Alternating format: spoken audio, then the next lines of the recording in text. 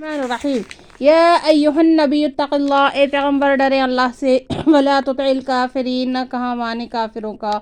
والمنافقین اور منافقوں کا، ان اللہ کان علیما حکیما، بے شک اللہ تعالیٰ ہیں سب کچھ جاننے والے، بڑی حکمت والے، واتبعی اور پیروی کریں، ما یوحا اس کی جو وحی کی گئی، الیک آپ کی طرف، من ربک آپ کے رب کی جانب سے، ان اللہ بے شک اللہ تعالیٰ کان بما تعملون خبیرا ہے ان کاموں سے جو تم کرتے ہو پورے باخبر، وتوکل علی اللہ اور بھروسہ کرے اللہ تعالیٰ پر، وکفی باللہ اور کافی ہیں اللہ تعالیٰ وکیلا کارساز۔ ما جعل اللہ لرجل من قلبین فی جوفی، نہیں بنائے اللہ تعالیٰ نے کسی مرد کے لیے دو دل اس کے اندر، وما جعل اور نہیں بنایا ازواجکم تمہاری بیویوں کو، لائی جو تظاہرون اظہار کرتے ہو تم، منہن ان سے، امہاتکم تمہاری مائیں، وما جعل اور نہیں بنایا ادعیاءکم تمہارے لے پالکوں کو، ابناءکم تمہارے بیٹے، ذالکم یہ قولکم تمہاری بات ہے، بے افواہکم تمہارے منہوں کی، واللہ یقول الحق اللہ تعالیٰ فرماتے ہیں ٹھیک بات، وہو اور وہ یہدی السبیل دکھاتے ہیں سیدھی راہ، ادعوہم پکارو ان کو، لآبائہم ان کے باپوں کے لیے، هو اقسط عند اللہ وہ زیادہ انصاف ہے اللہ کے نزدیک، وَإِن لَّمْ تَعْلَمُوا پس اگر نہ جانو تم آباءہم ان کے باپوں کو،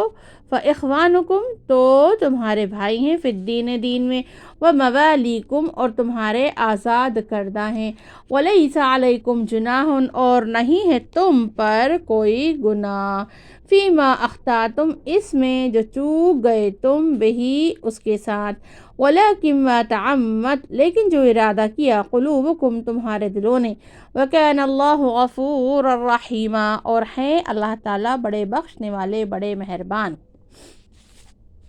ان منافقوں کی ایک محمل بات مثال مارتے ہیں کہ انہوں نے نبی صلی اللہ علیہ وسلم کو دو دلا کہا، فرمایا کہ روایت میں ہے کہ ابو زیان نے ابن عباس رضی اللہ تعالیٰ عنہما سے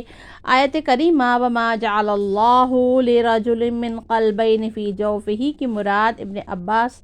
رضی اللہ تعالیٰ عنہ نے فرمایا نبی صلی اللہ علیہ وسلم ایک دن نماز پڑھ رہے تھے، آپ کے دل میں کوئی بات کھٹکی تو منافقوں نے جو آپ کے ساتھ پڑھ رہے تھے کہا، الا تری ان لہ القلبین قلب معکم وقلب معہم، کیا تم دیکھتے نہیں کہ ان کے دو دل ہیں، ایک دل تمہارے ساتھ ہے دوسرا دل صحابہ کے ساتھ ہے۔ اس پر یہ آیت نازل ہوئی، اللہ نے کسی کے سینے میں دو دل نہیں بنائے، یہ محض تمہاری کہی ہوئی بات ہے۔ فرمایا کہ پھر اس کے ساتھ بے حقیقت باتیں ملائیں اور کہنے لگے اگر کوئی اپنی بیوی کو ماں کہہ دیتا تو سمجھتے کہ وہ ساری عمر کے لیے اس پر حرام ہو گئی، یعنی وہ واقعی ماں بن گئی۔ سورہ مجادلہ آیت نمبر 2 میں اس کو ناپسندیدہ اور جھوٹی بات قرار دیا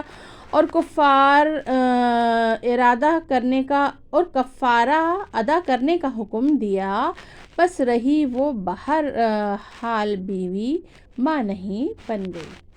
دوسری جاہلیت میں کسی کے لڑکے لڑکی بیٹا بیٹی بنا لیتے تھے، گود لینے کا رواج آج بھی ہے۔ جاہلیت قدیمہ اور جدیدہ میں ان کو سچ مچ بیٹا بیٹی سمجھتے تھے۔ ولدیت میں بھی گود لینے والے کا نام لکھتے ہیں، وارث بھی اس کو سمجھتے ہیں۔ اسلام نے ان آیات میں اس رسم کی اصلاح کی، فرمایا اللہ نے کسی شخص کے سینے میں دو دل نہیں بنائے، سینہ چیر کر دیکھو ایک ہی دل نکلے گا۔ تمہاری ان بیویوں کو جن سے تم زہار کرتے